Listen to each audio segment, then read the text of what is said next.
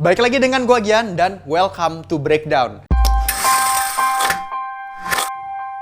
Dan sekarang gue mau bahas film yang berjudul The Predator.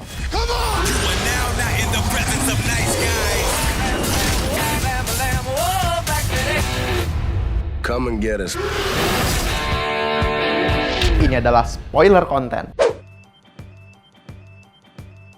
Film ini bercerita tentang McKenna yang melihat sebuah pesawat Predator yang jatuh dan mengirimkan beberapa alat Predator yang dia temukan ke rumahnya. Dan tak disangka, benda itu diperebutkan oleh Predator dan Predator Alpha. Gue bisa pahamin kenapa sih banyak penonton yang emang kecewa sama film ini. Namun setelah gue nonton film ini, sebetulnya kalau misalnya emang dilihat bagusnya, itu bagus banget. Tapi kalau misalnya kita ngelihat emang jeleknya di film ini, ya emang kurang banget sih. Sebenarnya seimbang banget. Cuman menurut gua setelah gua nonton emang ada satu poin yang penting banget, yang emang hal itu membuat kenapa outputnya banyak yang mengecewakan untuk di beberapa pihak tertentu. Jadi guys, sebenarnya yang kurang tuh cuman satu. Poin yang missing di film ini cuman satu. Tapi yang satu itu berentet bercabangnya kemana-mana. Yuk kita breakdown dulu dari yang bagusnya di film ini. Oke, film ini memiliki opening sequence terbaik dalam film Predator buat gua. Buat gua ini adalah opening scene Predator yang paling mencekam, yang paling mendegangkan. Kita diawali dari sebuah ketidaktahuan. Opening yang keren ini juga bisa lo lihat di The Predators-nya yang ada si Adrien Brody. Yang tadi gue bilang, mengawali dari sebuah ketidaktahuan, penonton tuh bener-bener gak tahu apa-apa. Sesuatu yang epic, menegangkan, bergema, dan emang bikin merinding. Pokoknya mencekam banget. Dan film ini memiliki metode terbaik untuk menunjukkan Predatornya. Secara personal, buat gue pribadi, ini adalah Predator terbaik yang muncul di layar lebar. Kecerdikannya, teknik ngebunuh, teknik ngebidiknya, lincah, bagaimana si Predator ini menggunakan pengalihan. Gue melihat satu set skill di dalam Predator untuk mengincar targetnya, yang emang dalam adegan itu di film itu menggambarkan bahwa Predator adalah pemburu terhebat di galaksi. Membuat gue kayak ini Predator yang emang ditakutkan seperti di game dan seperti cerita-cerita yang emang beredar dalam medium lain. Bukan Predator yang emang kalah dalam sekali tebas sama samurai yang bikin penonton jadi kayak, oh ternyata Predator selembek manusia ya badannya. Nggak yang kayak gitu. Tapi di sini kita diberi sosok monster yang diawali dengan dua Predator lagi dogfight. Di situ kelihatan ada sesuatu yang besar, tapi kita nggak tahu. Itu misteri yang bisa dibangun untuk sebuah opening sequence Predator. Menurut gue itu salah satu yang terbaik sih. Terus penokohan si McKenna dan The Loonies-nya sih yang membuat sebuah combo squad yang secara tidak disengaja membuat gue sangat terikat secara emosional. Bagus banget chemistry-nya. Jadi setiap karakter itu mendukung tokohnya satu sama lain, baik dari dialog maupun dari perannya di dalam film itu. Dan best part-nya ada di saat pengenalan mereka di adegan bis dan saat pertama kali mereka bertemu Casey di pesta itu. Dalam dua adegan itu dimensi karakter dan backstory mereka itu terdeliver dengan detail ke penontonnya. Jadi secara experience kita sebagai penonton tuh jadi ada ikatan secara emosional terhadap tokoh-tokoh yang emang outlaw tapi likable banget semuanya. Dan dari situ kan kita jadi terangkat, aduh nggak mau salah satu dari karakter ini mati kan. Dan kita jangan lupa ini adalah film Predator, pasti ada yang mati, pasti ada yang dibelek. Jadi film ini balik lagi ke akarnya bahwa film Predator adalah sebuah film yang emang semi gore dengan bagaimana para Predator ini memperlakukan para buruannya dan teknik membunuhnya. Nah sekarang kita masuk ke dalam kekurangannya. Seperti yang gue bilang tadi, sebenarnya cuma ada satu poin.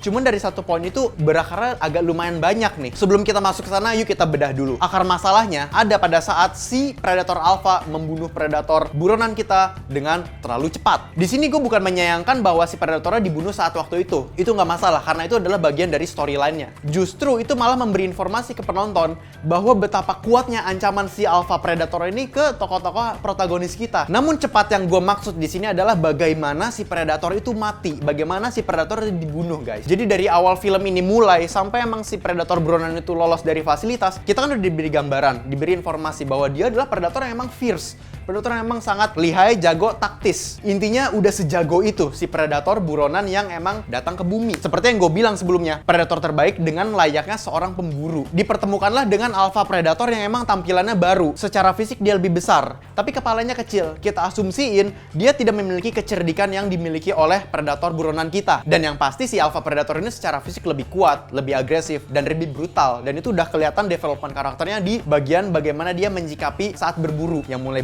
yang buang ludah, yang nyuruh anjing, yang dengan dia datang sebagai sesuatu presence yang brute. Beda sama Predator kita nih. Si buronan kita tuh lebih stealth, lebih taktis. Dia lebih menggunakan strategi. Nah, apa yang penonton inginkan saat ada dua Predator yang beda archetype di dalam satu film, tapi film ini tidak menyodorkan hal itu. Dan menurut gue ini adalah sebuah poin penting yang kenapa film ini tidak ada showdown epicnya di antara kedua Predator tersebut. Walaupun secara fisik sudah ditunjukkan bahwa si Alpha Predator itu melebihi dari Predator buronan kita, Tapi kan kita jangan lupa bahwa di sini mereka berdua adalah dua pemburu paling hebat di galaksi. Gue garis bawahi lagi ya, keduanya. Jadi kalau misalnya kita breakdown adegan showdown dari dua epic creature atau epic monster seperti Godzilla versus Muto, Alien versus Predator, atau T-Rex versus Indominus Rex, semuanya punya satu objektif guys, menunjukkan kelemahannya buat manusia. Karena pada dasarnya yang mengakhiri ini semua kan manusia, tokoh utama kita untuk menyelesaikan konfliknya. Jadi yang satu akan melukai si Alpha secara fatal agar manusia melihat celah bahwa sekarang si Alpha yang sebegitu menakutkan sudah vulnerable, sudah ada celahnya untuk dikalahkan oleh apapun yang manusia punya. Karena di awal film kita sudah dikasih planting banget, apapun yang manusia kasih ke si Alpha Predator ini nggak guna. Dan si Alpha Predator ini bisa membunuh dengan seketika tanpa basa-basi. Itu poin yang harus digarisbawahin. Kan pada dasarnya yang akan mengakhiri cerita ini kan manusia juga. Si Queen Alien yang udah kewalahan karena ngelawan Predator, si Indominus Rex yang udah kecabik-cabik sama T-Rex, dan si Muto yang kelemahannya ada di dalam badannya thanks to Godzilla. Itu semua kan adegan showdown epicnya ditunjukkan supaya info ke tokoh utama kita, manusia, jadi bisa menyelesaikan konfliknya. Karena sekarang dia sudah menjadi nggak imbang lagi. Terlepas antihero yang melukai ancaman tokoh kita itu hidup atau enggak, buat plot kan jadi enak. Si Alpha Predator jadi punya kelemahan karena sekarang dia udah babak belur abis ngelawan si Predator buronan. Walaupun pada endingnya si Predatornya mati, at least film ini menyodorkan kematian yang terhormat untuk Predator favorit kita. Mau bagaimanapun kan si Predator buronan itu kan origin Predator aslinya, secara franchise konseptualnya aslinya begitu. Dan kalau misalnya udah di epic showdown, kan si perannya Predator dari plot itu sebagai kontribusi juga yang besar untuk diselesaikan oleh manusia. Karena dia udah melukai si Alpha untuk menjadi ancaman yang bisa diselesaikan oleh apa yang tokoh utama kita miliki. Jadi film ini terlalu fokus untuk menguatkan si Alpha Predator dengan yang tadi gue bilang, pembantaian yang emang sangat seketika dan tanpa basa-basi. Sebenarnya di situ ada bagusnya, karena build up-nya jadi naik, tense-nya jadi naik. Bagaimana dia main deliver sebagai ancaman tuh jadi kuat banget. Pokoknya udah deh, kalau misalnya ketemu, fix, die. Tapi karena emang potensial plot relief-nya tuh dihilangin di awal-awal dengan cara mudah dan tidak ada efek apapun ke si Alpha Predator, alhasil film ini juga jadi bingung gimana ngalahinnya. Ini Predator ya udah kuat banget nih. Akhirnya tiba-tiba di ending si Alpha Predator entah kenapa jadi suka ngelempar-lempar, agak ceroboh dan lengah tiada tara, sehingga jadi gampang dikalahin nih oleh para manusia-manusia human yang tadinya kelabakan bahkan lawan si buronan Predator. Sebenarnya hal itu tumbuh karena si Predator itu saat emang final showdown dengan manusia, kondisinya lagi prima, lagi saat ngeri-ngerinya. Si Predator buronan yang bisa jadi potensial plot untuk melukai si Alpha Predator itu nggak digunakan di film ini sebagai resolution untuk para manusia ini ngalahin Predatornya secara epic gitu, secara keren. Akhirnya yang kita lihat adalah jadi pengeroyokan Alpha Predator yang lupa cara berburu. Kita ada Boyd Holbrook sebagai Queen McKenna, Olivia Munn sebagai Casey Brackett, Jacob Tremblay sebagai Rory McKenna, dan Keegan Michael Kay, si Kyle-nya dalam Kyle and Peele, sebagai Coil, dan Brian Prince sebagai Predator.